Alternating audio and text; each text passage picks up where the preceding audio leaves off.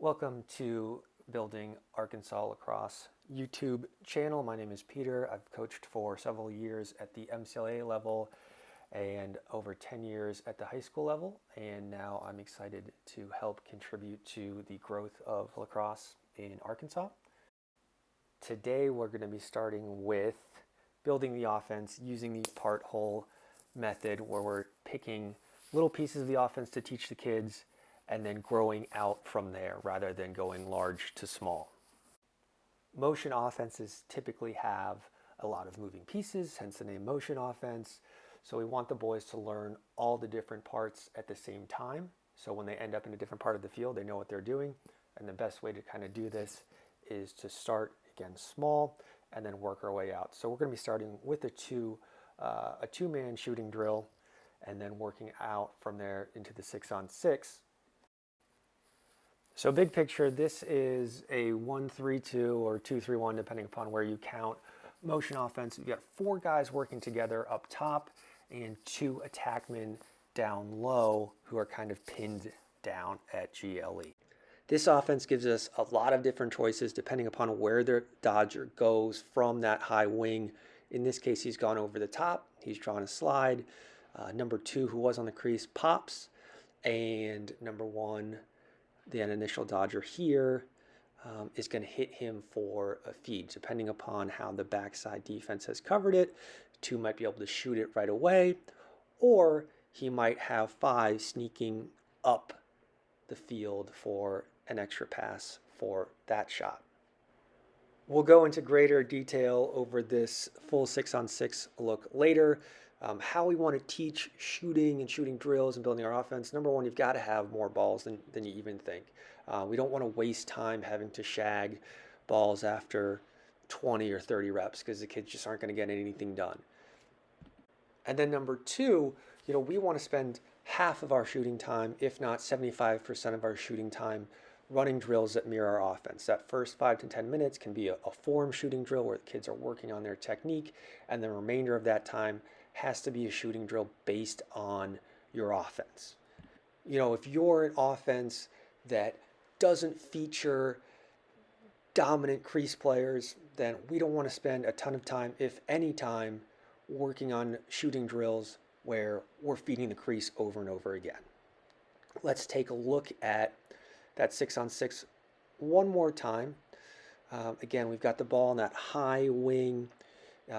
In this case, again, we're going over the top, winning that one-on-one matchup. 3 is coming to help. You can see that seam sort of develop right there where 1 is going to feed 2. And again, 2's got to kind of have to read and feel the backside help to either shoot it right away or pass it to 5. Okay, so here's the shooting drill separated from the 6-on-6 look. We've got a ball starting on that high wing, and 1 is going to go over the top. As he's beginning his dodge, 2 starts to replace. Moves a little bit quicker here. 1 dodges, he wins his one-on-one matchup, going over the top, and then we want to get back downhill. Okay, so how is this going to happen in a game? Again, we've set up a midi against a short stick defender. He wins the one-on-one over the top. 2's man, who was probably our hot guy, 2's man stays with him, stays with 2, then that lane opens up for the Dodger to come back downhill and shoot on the run. Again, primarily going to initiate this off of a dodge against a short stick defender. We want to make sure that as we're gaining the middle of the field, we get our hips going back downhill. Sometimes kids have a tendency to shoot fading away from the net, and from range on the run, you're just not going to be able to score like that. So we've got to get back downhill, fight for the middle, fight to get back downhill.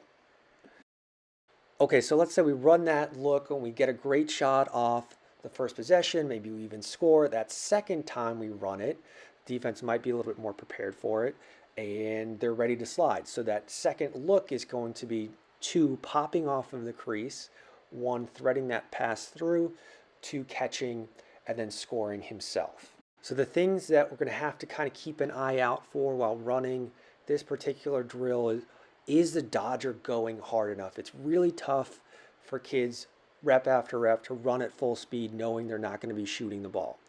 You ought to try to pull that out of them as best they can. It's even better when they're holding each other accountable to be dodging hard when they're knowing they're not going to shoot. The next thing to look for is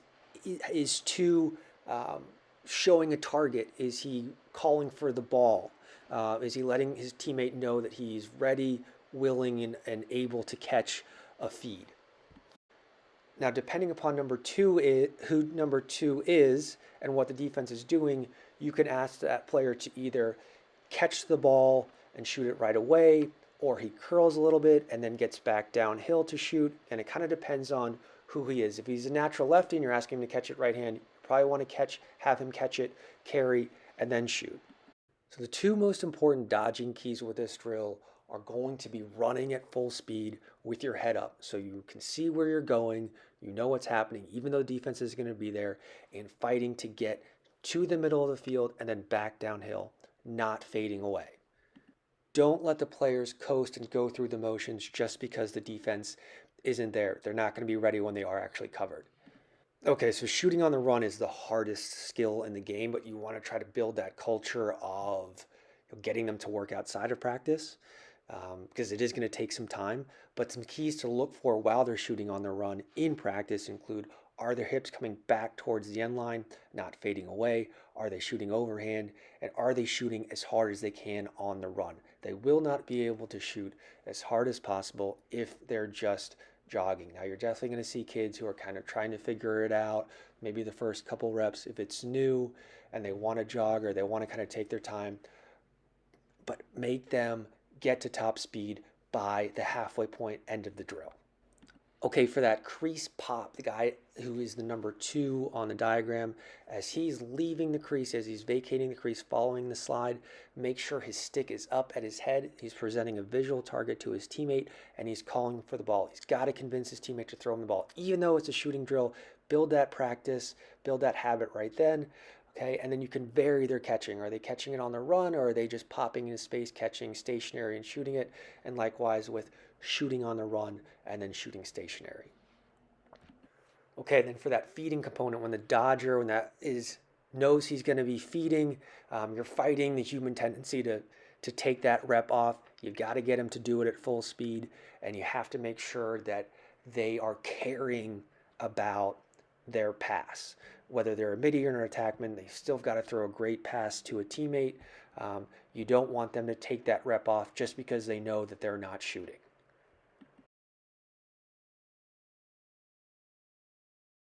Okay, in the next video, we'll discuss what happens when the dodger goes underneath. The defense is instructed most often to force the ball carrier down the alley to decrease his angle, how we feed the crease, what we're looking for when we shoot the ball. Then we'll also show a 2-on-1 where that one defender is a little bit of a dummy guy. You should even use offensive players for that shooting drill. And then a 3-man version. With this 3-man version of the shooting drill, you're going to involve an extra pass, whether that's throwing the ball forward one more time or throwing it back one more time. So it's typically what we like to do if we want to install this full offense.